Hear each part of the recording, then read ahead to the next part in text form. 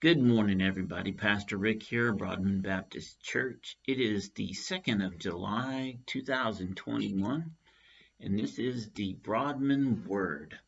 Coming to you today from Cuyahoga Falls, and I hope you're having a marvelous day as a Christian. It is always such an honor when God wakes us up in the morning, gives us another day in creation to accomplish His purposes, to go forth and try to reconcile some more folks to the cross. That is our reason to love, honor, and glorify God, and to exercise the ministry of reconciliation. So I hope you have plans to do that today. I hope you have definable, measurable, enactable, plans that can help you do that.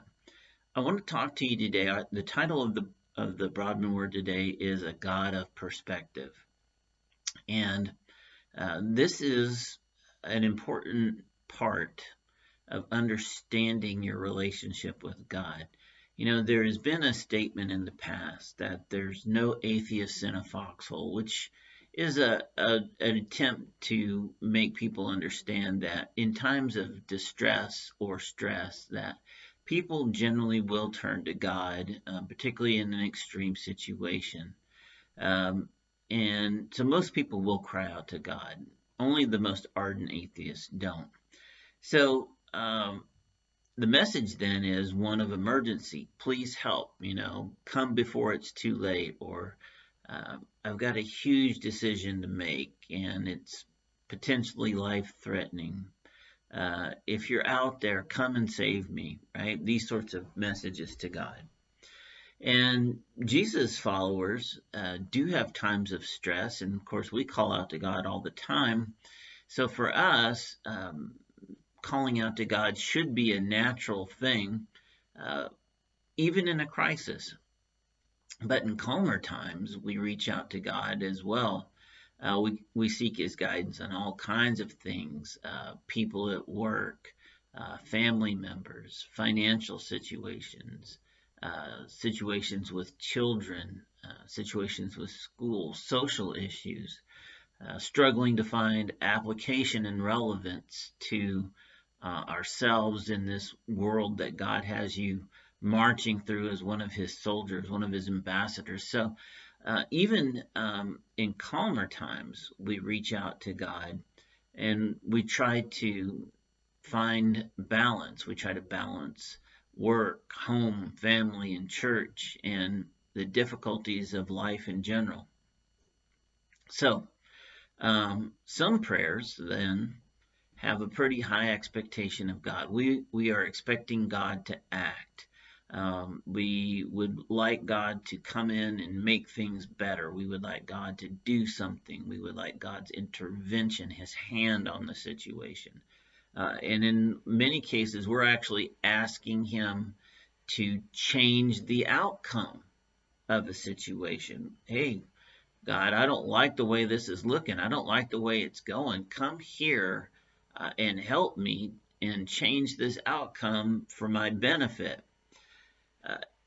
Sometimes it's not that dire. Sometimes we've got a decision to make, and we reach out to God asking for Him to help us make the decision for Him to tell us what to do.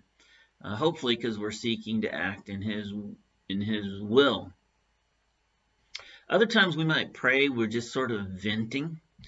We're sort of bringing up an issue to God and with the expectations that God could make it better, or that God could at least hear what we're going through. He wants us to come to Him with petitions. He wants us to bring Him our worries and our cares, our stresses. He would like us to do these things, and sometimes we do. But a God of perspective is what I want to talk to you about now, because it's a critical part of understanding your relationship with God and what happens with your prayers. God's most prevalent, and I would say most important, way of helping us deal with things is through perspective. He helps give us perspective on things. Uh, God might not always give us a plan. He might not always spell things out for you, but He will always leave you with His perspective that you can glean and use to get through the situation. If you just simply, instead of engaging in the type of prayer that demands action, which is not wrong to do, if you're in a situation you feel like you need God to come in there and, quote, fix it, get off one of those 911 prayers. God wants you to. But in general, understanding your prayer life, having an effective prayer life, having it something that you can use to get through this world. Pause and ask, Lord, what would you have me know about the situation? A little different than what you would have me do in this situation. A little different than, Lord, come and fix this situation. The question is, Lord, what would you have me know about the situation? In that way, you might get perspective that's going to give you a much clearer understanding of the situation, a better view of what's going on, a better understanding of what people around you are thinking and feeling and how that might be driving the situation. And with this knowledge of understanding, you'll be left with a pathway to make a decision about what is the wise thing to do here. When we see a situation as God sees the situation, another way of saying that would be perspective, a biblical perspective. When we see as God sees, we are most likely then going to respond as God would have us respond. And then that outcome, whether it be visually a worldly disaster and not what looks like a win at all, but in reality is a win, or in the times where we do something in God's will and it is just an all-around win, nobody can deny it. These two things are distinct possibilities, but regardless, when we see as God sees, we are more likely to respond as God would have us respond, and then that is ultimately going to be for our good, for His purposes in the kingdom, for the general movement forward of His agenda in the kingdom, and for you individually as one of His adopted children. It's going to be good all around, even though occasionally it might be a tough thing to go through, but it's going to ultimately be to your benefit. So a God of perspective is what we need to think about.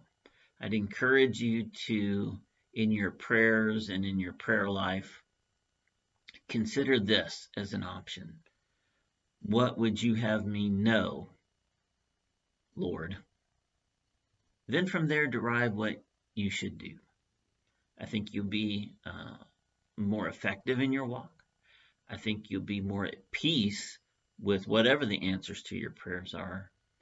And I think in general, you'll ultimately be more fulfilled because you have perspective from God. You'll see as God sees, and that can only be good. I love you. I hope you have a wonderful day, and I'll talk to you next time. Bye-bye.